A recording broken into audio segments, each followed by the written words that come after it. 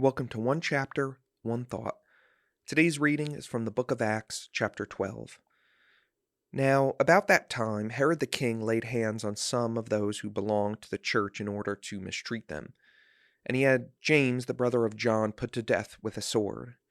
When he saw that it pleased the Jews, he proceeded to arrest Peter also. Now it was during the days of unleavened bread. When Herod had seized Peter, he put him in prison, delivering him to 4 squads of soldiers to guard him, intending after the Passover to bring him out before the people. So Peter was kept in the prison, but prayer for him was being made fervently by the church to God.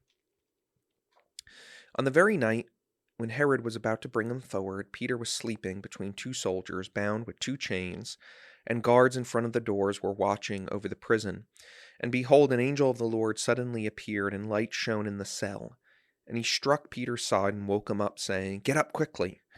And his chains fell off his hands. And the angel said to him, "Gird yourself and put on your sandals." And he did so. And he said to him, "Wrap your cloak around you and follow me." And he went out and continued to follow. But Peter didn't know what was being done by the angel was real. He thought he was seeing a vision.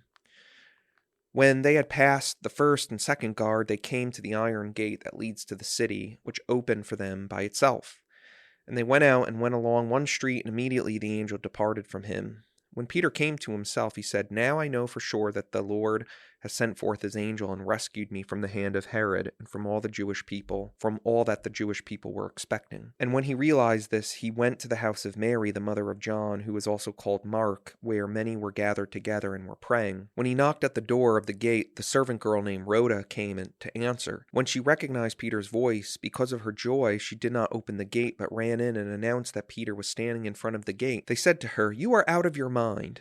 But she kept insisting that it was so.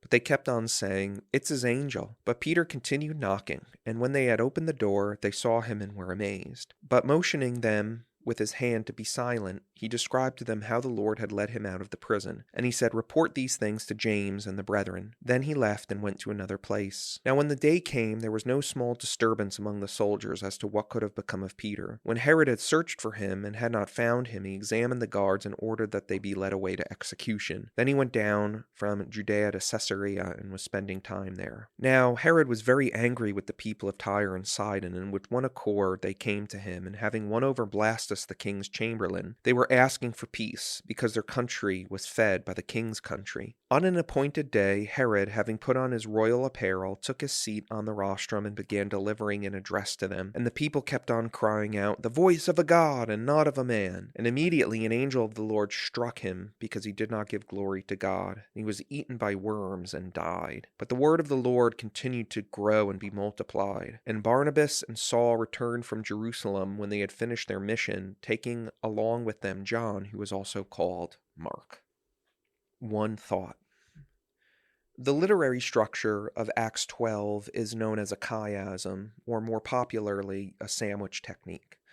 In other words, the beginning and the end deal with the same theme, and then there's a different theme in the middle. So the beginning and the end both end with death. First, it's the death of James in verses 1 through 2, and then it's the death of King Herod in verses 18 through 24.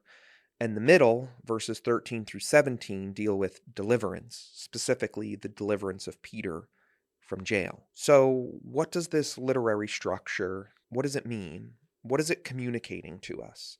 And I think it communicates some pretty important things. One, I think we see that God's heart is for deliverance. There's 14 verses devoted to Peter's deliverance from prison, and yet it's surrounded by death. So God's heart is for deliverance, but not always. Sometimes God's plan seems strange to us. In the first 2 verses of the chapter, we see the death of James.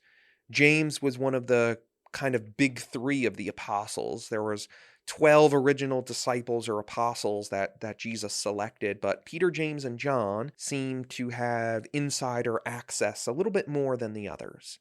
They went up on the Mount of Transfiguration with Jesus. They had other kind of privileges that the other apostles don't seem to have had. And yet, in 2 verses, it says Herod was mistreating the church, and then he killed James.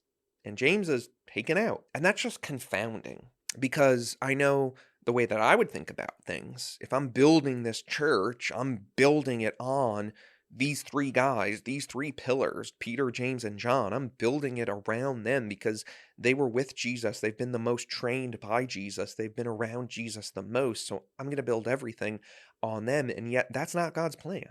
God says, I don't need James to move the mission along. And so in 2 verses, James' death is recorded. And then there's this long passage about Peter's deliverance. So apparently God wanted to bring and deliver Peter and brought him out and was going to use Peter to further his mission. And so we see that God is, in all things, he's always sovereign, but his sovereignty can be a mystery to us sometimes, because his ways are not our ways. His thoughts are not our thoughts. The way that God looks at things is vastly different than how we typically look at things. And the way that God looks at things, based on the literary structure of this chapter, is that his heart is for deliverance, but not always. So we must trust him, even when we don't fully understand his plan.